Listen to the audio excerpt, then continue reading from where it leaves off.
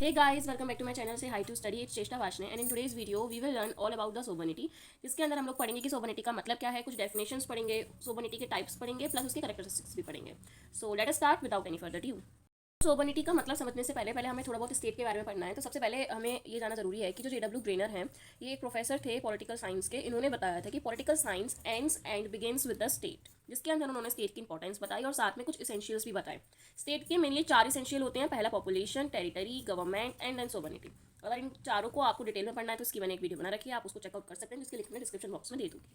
तो सोबर्निटी जो है वो स्टेट का मोस्ट इंपॉर्टेंट फंक्शन है और इसको हम supreme power of the state भी कहते हैं सोबर्निटी को. अब हम इसके मतलब पे आते हैं. सोबर्निटी जो वर्ड है वो एक लैटिन वर्ड सुप्रेमस से ग्रीक आउट हुआ है या फिर हम बोल सकते हैं ड्राइव्ड हुआ है, जिसमें सुप्रेमस का मतलब है supreme power of the state. इसी वजह से सोबर्निटी को हम कोई भी एक स्टेट का सबसे मेन करेक्टरिस्टिक, मेन फीचर या फिर एक मेन पार्ट मानते हैं. अगर कोई भी एक स्टेट सोबर नहीं है तो उसका मतलब वो इंडिपेंडेंट भी नहीं है. सोबर्निटी की वजह से ही इसकी सुप्रीम पावर जो हम उसको कहते हैं, उसी की वजह से भी कोई भी एक पर्टिकुलर स्टेट, मतलब कोई एक पर्टिकुलर स्टेट या कंट्री जो है वो अपने रूलर्स को, अपने सिटीजन्स को गवर्न कर पाता है, रेगुलेट कर पाता है, फॉर्मुलेट कर पाता है, ऑर्डर और कमांड दे पाता है, लॉज को इन्फोर्स कर पाता है. मतलब जितनी भी पावर उसको मिलती हैं एक पर्टिकुलर स्टेट या कंट्री को, वो बिकॉज ऑफ द सोबर्निटी ही मिलती हैं.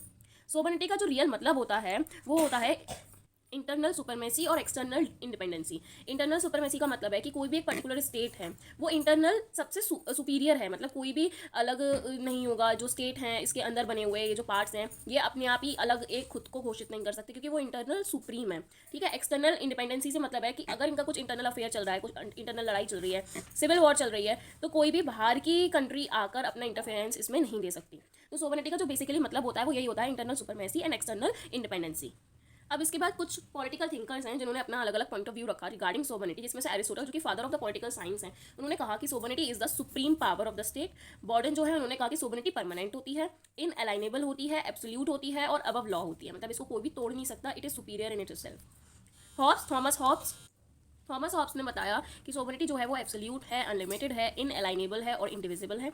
जॉन लॉक ने बताया कि it is absolute, indivisible, infallible and inalienable. इन सब का मतलब मैं आपको सोवरेनिटी के कैरेक्टरिस्टिक्स में इन डिटेल भी बताऊंगी. अब हम देखते हैं कुछ सम पॉलिटिकल थिंकर्स कह लो या पॉलिटिकल फिलोसफर्स कह लो जिन्होंने सोवरेनिटी के ऊपर कुछ डेफिनेशंस दी. उससे आपका जो सोवरेनिटी का मतलब है वो और अच्छे से क्लियर हो जाएगा.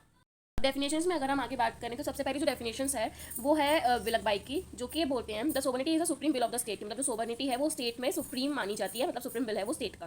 ब्लैकस्टोन कहते हैं कि sovereignty is the supreme absolute uncontrolled authority in which the supreme legal power resides. मतलब ये एक ऐसी सुप्रीम लीगल पावर है जो कि सुप्रीम है, एब्सोल्यूट है एंड अनकंट्रोल्ड है बाय एनी अथॉरिटी. मतलब अनलिमिटेड. कोई भी अथॉरिटी हो, चाहे गवर्नमेंट हो या स्टेट या किंग कोई भी हो, वो उसे कंट्रोल में नहीं ले सकता.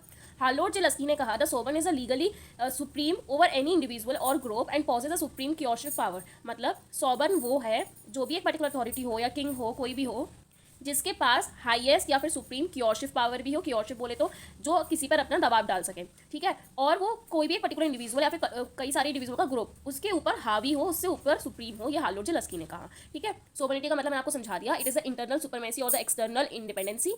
वो सुप्रीम पावर कहलाती है किसी भी एक पर्टिकुलर कंट्री की. ठीक है. सोवरेनिटी सुप्रीम पावर है. इसी वजह से जो स्टेट है वो अपने सिटीजन्स को, अपने पर्टिकुलर लोगों को रेगुलेट, फॉर्मुलेट और एनफोर्स लॉ करवा पाता है. सबसे इसेंशियल पार्ट माना जाता है पर्टिकुलर स्टेट के लिए. ये जो डिराइव हुआ, ये सुप्रीमस एक लैटिन वर्ड से डिराइव हुआ जिसका मतलब था सुप्रीम. ठीक है. एरिस्टोटल, बॉर्डन, हॉब्स, लॉक सब ने इसको अलग अलग तरीके से बताया. अब हम इसके टाइप्स पढ़ते हैं. पर्टिकुलरली इसके 4 टाइप हैं, जिसमें से पहला है टिट्यूलर सोबर्निटी या फिर एक्चुअल सोबर्निटी. दोनों ही एक ही चीज़ है. दूसरा है लीगल सोबर्निटी, पॉलिटिकल सोबर्निटी एंड पॉपुलर सोबर्निटी. अब सबसे पहले हम टिट्यूलर सोबर्निटी को जानते हैं. आगे बढ़ने से पहले अगर आप लोगों को artistic work, project while, drawing, sketches वगैरह देखने का शौक है तो आप लोग मेरा दूसरा चैनल स्टूडेंट मटेरियल हेयर जाके चेकआउट कर सकते हो, जिसकी लिंक मैंने डिस्क्रिप्शन बॉक्स में दे रखी है. Thank you. ट्यूटोरियल सोबर्निटी और एक्चुअल सोबर्निटी दोनों ही एक चीज़ है. ट्यूटोरियल से मतलब ही आप क्या समझ रहे हो, it's something related to title. तो जो बाई नेम और बाई टाइटल तो सुपीरियर हो, उसके पास सोबर्न की पावर हो, सुप्रीम पावर हो, लेकिन एक्चुअल पावर किसी और पे हो, वो कहलाती है ट्यूटोरियल सोबर्निटी या फिर एक्चुअल सोबर्निटी. जैसे कि किंग ऑफ इंग्लैंड, इंग्लैंड के जो किंग है उनकी पावर कह लो, या प्रेसिडेंट इन इंडिया, इससे आप ज़्यादा अच्छे से समझ पाओगे. जैसे प्रेसिडेंट है. अब हम अगर जब भी बात करते हैं कि इंडिया के प्रेसिडेंट आ रहे हैं तो हम कहते हैं वाओ, मतलब हाईएस्ट पोस्ट है, सबसे ज़्यादा पावर होगी इनके पास, क्योंकि इनका नाम, इनका टाइटल, इनका नेम ही ऐसा है. लेकिन जो इनकी रियल पावर है वो एक्सरसाइज कौन करता है? पीएम. है ना, तो इसलिए एक्चुअल पावर किसके पास है, पीएम के पास, बट बाय नेम ये सुपीरियर है। तो इसलिए ट्यूटोरियल सोबर्निटी या फिर एक्चुअल सोबर्निटी वो सोबर्निटी होती है जिसमें जो सोबर्निटी है वो सुपीरियर सुप्रीम हो, लेकिन only by virtue of its title और नेम, ठीक है, where the actual power is exercise by some other persons. Now coming to next, legal sovereignty. Legal से क्या मतलब समझते हैं हम लोग, लॉ। तो ये वो सोबर्निटी है जहाँ पे एक कोई भी सोबर्न जो भी होगा, जो भी गवर्न करेगा, वो बंदा लॉ से रिकग्नाइज्ड हो, मतलब लॉ उसको डिक्लेयर करे अवर डिवाइन लॉ। जो भी सोबर्न बनेगा यहाँ पे, जो भी अथॉरिटी डील करेगी, वो डिवाइन लॉ, मतलब जो भी बोलते हैं ना भगवान के बनाए हुए लॉ है ना, उनसे भी अबव माना जाएगा। जितने भी कस्टम्स हैं, जितने भी ट्रेडिशंस हैं, उन सबसे अबव माना जाएगा। वो भी जो भी वो बंदा होगा वो एब्सोल्यूट होगा, सोबर्न होगा, और उसकी पावर अनलिमिटेड है, ठीक है। उसकी जो कमांड होगी वो सुपीरियर होगी for all of the peoples, everyone has to follow him या हर, ठीक है। अगर किसी ने वॉयलेट किया कोई भी लॉ तो उस बंदे को पनिश किया जाएगा। अब जो लॉ क्या कौन बनाएगा, जो भी बंदा रूलर है या जो भी सोबर्न लीगल है, ठीक है। वो expresses the will of the people.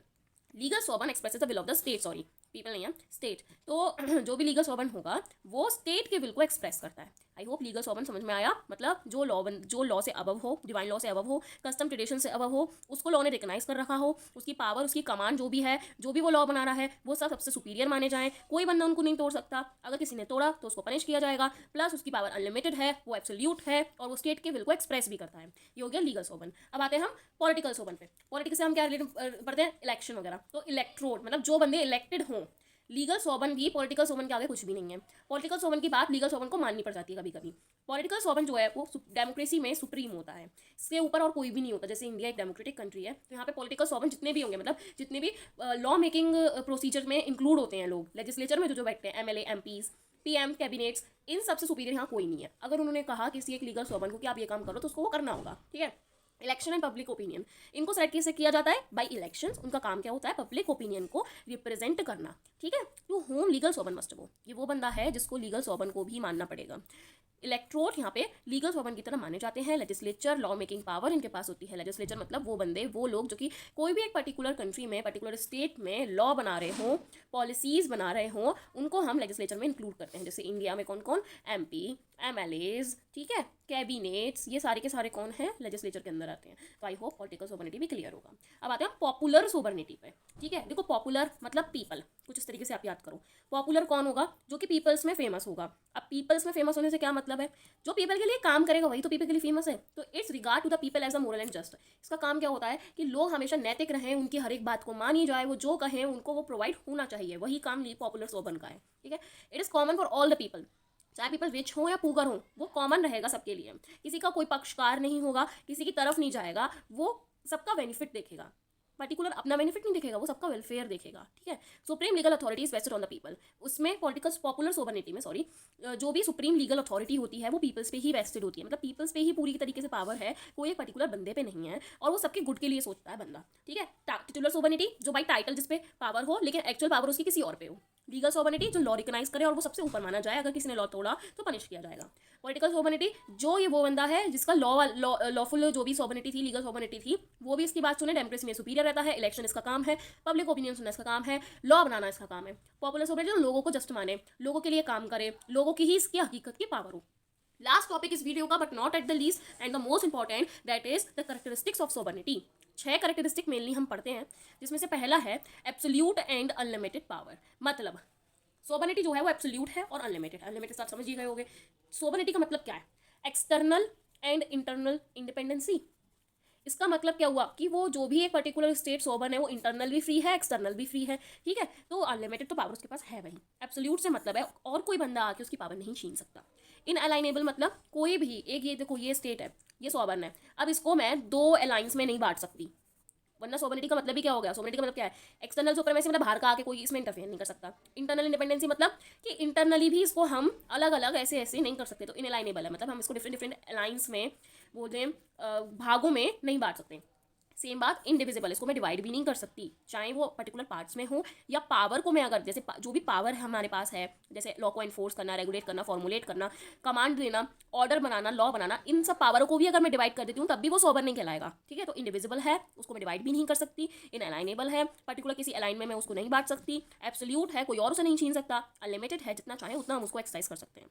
Universal है, जैसे इंडिया इज सोबर्न कंट्री, ये तो हम इंडिया के कॉन्स्टिट्यूशन के प्रीमिएबल में भी पढ़ते हैं। अगर आप लोग चाहोगे तो मैं आपको कॉन्स्टिट्यूशन ही पढ़ाना शुरू करूंगी, प्लीज कमेंट डाउन। तो यूनिवर्सल है। यूनिवर्सल बोले तो कि अगर हम इंडिया की बात करें तो इंडिया के अंदर तो हम सोबन हैं ही, मतलब कोई एक, अब जैसे वो है पंजाब है, पंजाब क्या कह रहा है कि हमें खालिस्तान की मांग कर रहा है कि हमको एक अलग कंट्री बनाओ और खालिस्तान, अगर ये हम सोबन ही नहीं होते तो खालिस्तान बन चुका होता ना, तो इसलिए इंडिया के अंदर तो हम सोबन हैं ही हैं। प्लस अगर इंडिया किसी और कहीं बाहर जाए, यूएसए जाए और कहीं और भी जाए तो वो सोबन तो कहलाती है ना, तो इसलिए इट इज़ यूनिवर्सल। अगर कोई कंट्री या पर्टिकुलर स्टेट सोबन है तो वो यूनिवर्सल, सब लोग उसको सोबन मारेंगे। परमानेंट है, जब तक स्टेट जिंदा है, जब तक इंडिया का एग्जिस्टेंस है तब तक उसकी सोबनिटी भी परमानेंट है। जैसे ही इंडिया का एग्जिस्टेंस खत्म, उसकी सोबनिटी भी खत्म, ठीक है। तो इट इज़ परमानेंट। अगर एक बार कोई कंट्री सोबन कहला दी जाती है तो वो हमेशा सोबन ही रहेगी जब तक वो कंट्री खुद ना मतलब बिछड़ जाए या खत्म हो जाए। एक्सक्लूसिव, एक्सक्लूसिव बोले तो जो भी एक पर्टिकुलर अथॉरिटी गवर्न करेगी सिर्फ उसी के पास राइट है कि वो उसकी पावर को, जो उसके पास सुप्रीम पावर है एज सोबर्निटी, उसको वो एक्सरसाइज कर सके। Nobody else can exercise that power except the authority who is governing the particular state, ठीक है। सो आई होप आपको कैरेक्टरिस्टिक्स भी अच्छे से समझ में आए होंगे। इस वीडियो में हमने सब कुछ देखा, मीनिंग देखा, डिफरेंट डेफिनेशंस देखी, डिफरेंट पॉलिटिकल थिंकर्स ने उसको सोबर्निटी को क्या क्या बोला है, प्लस एसेंशियल्स ऑफ स्टेट में सोबर्निटी का क्या पार्ट है, kinds of sovereignty and characteristics of sovereignty. अगर कुछ समझ में ना आया हो, कोई डाउट हो, तो आप लोग कमेंट सेक्शन में डाल सकते हो, मैं ट्राई करूंगी कि आपके डाउट क्लियर कर सकूं। बाकी अगर वीडियो अच्छी लगी हो तो प्लीज़ चैनल को सब्सक्राइब करें, अपने दोस्तों के साथ वीडियो को ज़रूर शेयर करें, वीडियो को लाइक भी ज़रूर करें। बाकी thank you so much for watching.